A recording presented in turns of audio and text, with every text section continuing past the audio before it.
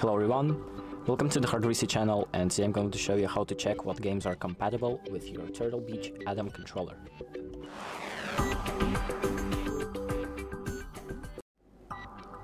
So there are two things that you need, the controller itself, and it should be paired with your phone, and then the Atom app. So the Turtle Beach Atom app is where we can configure all of the settings of our controller.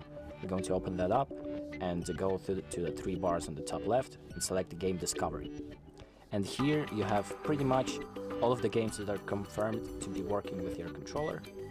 For example, you have the Game Passes, the Xboxes, and all of these streaming platforms. Then you also have some games that are compatible with the controller, like 100%.